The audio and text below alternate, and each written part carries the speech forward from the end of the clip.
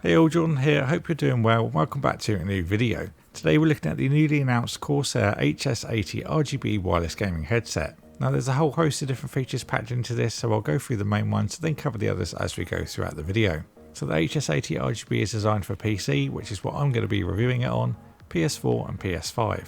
If you're looking for an Xbox headset, I'll link my review to the HS75 XB, which is for Xbox One and newer.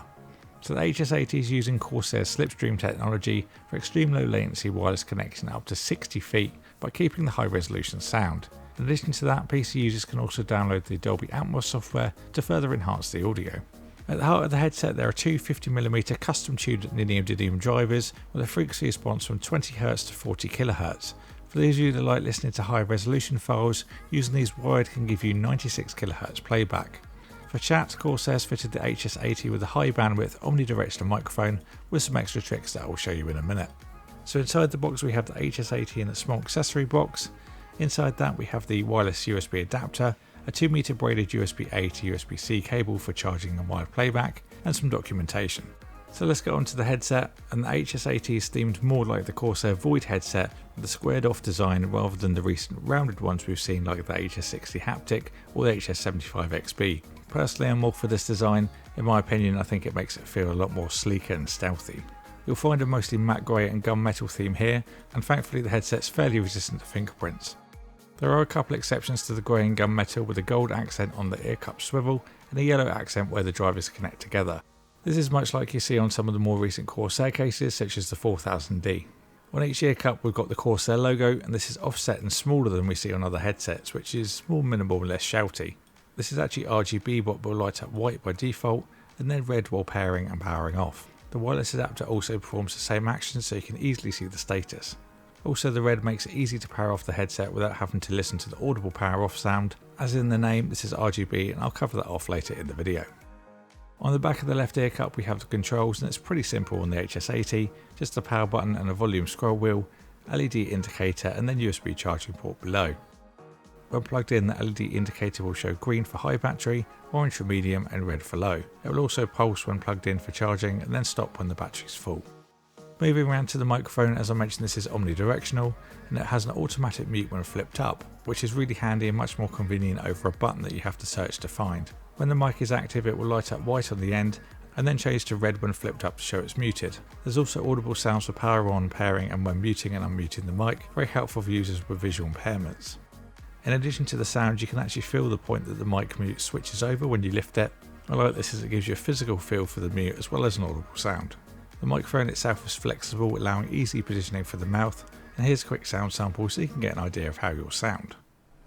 Okay, so a quick audio test with the Corsair HS80 RGB Wireless headset.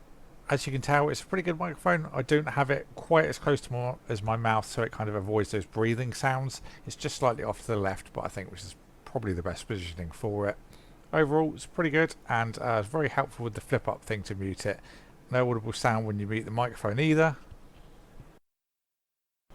which is great if you're maybe muting on a live stream or during gameplay, so the people that are listening aren't going to hear any kind of thump, which is generally what you would hear from muting a mic. This is a pretty extreme situation I'm putting the headset through as well, running full power aircon in the background, so it's actually doing a really good job. I'm actually pretty impressed. So moving up the headband, there's no traditional moving sliders to adjust the sides. Instead, Corsair have used an elasticated fabric strap that's adjusted inside with hook and loop.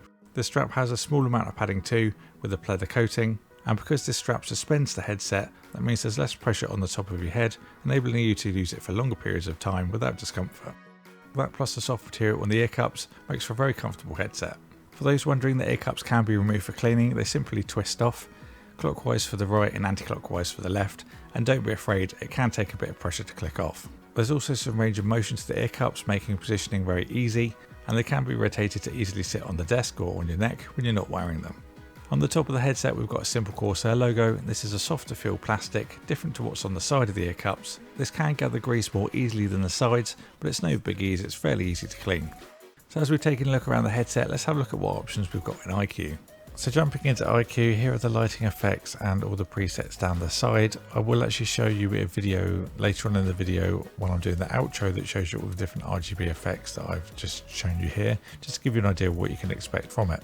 So rainbow wave's a pretty nice one. Personally, I've been using a custom static, which is just a nice white. All the color pulse going between a red, and then you can go onto the little settings here, and then a white, which looks quite nice and minimal as well. There's a nice gradient effect you can do if you are a fan of a kind of like watercolory kind of look. The white will start on there, and we set the red, and you can set an extra color in the middle. So if maybe you want to go between blue, or if you want to make your own kind of color shift going between two different colors, you can split it right down the middle and then add another blue to the end. So if you make this one blue as well, a color change that's your own kind of preset. You can change how long that goes for as well there. And then you've also got lighting link. If you're using any other Corsair peripherals that are RGB enabled, you can kind of sync them all together. There's a little bit limiting on what you can do with the color on this headset, purely because it's only one zone. But obviously if you're going to use a keyboard as well, then that's where you're really going to be opening your RGB up. Equalizer settings, here are the presets from Pure Direct all the way down. Movie theater, and then FPS competition, clear chat, bass boost. I can actually hear myself talking back with the different effects. It sounds a little bit strange. Personally for me, I think the bass boost is the nicest EQ out of the lot here, but I did make myself a nice little curve, which is what I generally do with gaming headsets. On the left hand side, we've got the microphone volume and then the side tone. If I flip the mic down, you'll see that will enable the mic. And then we have the options for the side tone here. You can adjust how much you're going to hear yourself back. Very handy, so you know you're not going to be too loud, especially if you're maybe going to use this for streaming. So we go down to the device settings. Here we've got the update for firmware, battery status, and you can also adjust the brightness of the LEDs on the side. Personally, I think the lowest is the best, otherwise it's just a little bit too harsh. And I'm not really sure how much that's going to affect the battery level if you do crank that up. But again, it's rechargeable and you've got up to 20 hours battery life anyway, so I don't really think it's going to matter too much. Auto shut off, you can change that value if you want to. I've just set it to the default 10 minutes. Battery gauge will be in your notification bar on the bottom right of Windows. The voice prompts I turned off. Disable LED when mic is active, so this will be when your microphone is down by your mouth. It won't show up with the white LED, it will only show up red when it's muted. This will be personal preference if you find you might be distracted in the corner of your eye by the white, but for me I just left it as default. And then at the bottom we've got the wireless receiver pairing if you're not already connected together. So let's talk about the main factor of this headset, of course, the sound. Now for those of you that are buying this with the sole intention for using it for PS5 or PS4, you obviously can't download iQ to enable custom EQ or use Dolby Atmos. To tackle this, Corsair have implemented 5 built-in EQ options, much like we saw on the HS80 RGB. These are accessed by pressing the volume scroll wheel in. This also works when using it on PC if you fancy using it that way. It could be useful if you make multiple custom EQ options. Out of the PlayStation presets EQs, I'd personally use the bass boost as I do like a bit of extra bass with my sound. It also gives a little bit more to the highs as it kind of scoops the mids. But this is going to be a personal preference, which one you'll prefer. But even by the default settings and the flat profile, it's a great overall sound and certainly enough for a great gaming experience.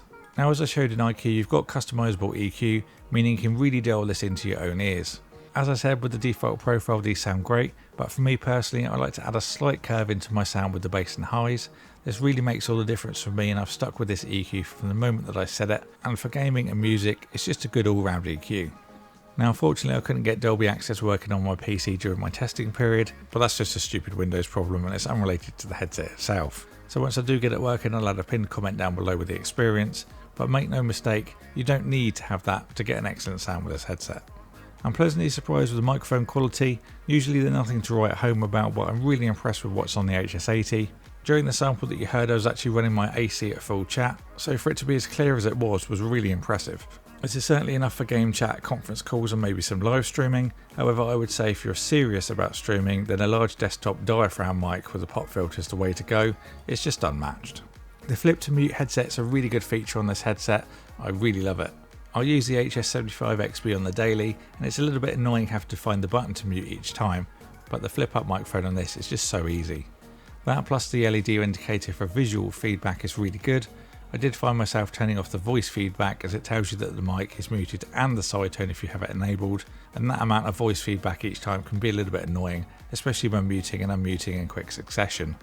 Other notable things, the USB cable is really good quality, and I love the USB adapter lights up too, making it really easy to see if the headset's connected, especially when you power it on while wearing it. On the topic of wearing it, I've had no problem wearing it for long periods of time. The elastic strap is a real plus to the comfort, and the ear pads are nice and soft, no sweating to report either. I also wear glasses all the time, and the frames haven't dug into my head, so there's no excessive clamping force either. I'm a real fan of the design too. I much prefer the void-esque design over the rounded one. You've got great customizability in IQ, and as for the custom settings in EQ, these are saved to the PC, so just keep that in mind. So how much is the HS80 with all these features? Place your bets. Is €139.99 or €149 or dollars? Personally, I think if you're going to be investing in a headset, this is a solid feature-packed headset for the price. Unfortunately, I can't say much about using the experience on PS4 or PS5 other than the preset options, but it is a tad more limiting without access to IQ on PC. Being the nature of consoles and that you can't download software onto it, you're always going to be a little bit more limited for sound options. Again, if I do get the chance, I'll update it in a comment below. So I think that's all for this one. Let me know what you think in the comments below, or if you have any more questions. I will put an Amazon link in the video description if you fancy picking one up. And if you enjoyed this video, then make sure to subscribe and ring the bell so you don't miss an upload. Thank you all for watching. Thank you to Corsair for sending this out for me to review, and I'll see you all in the next one.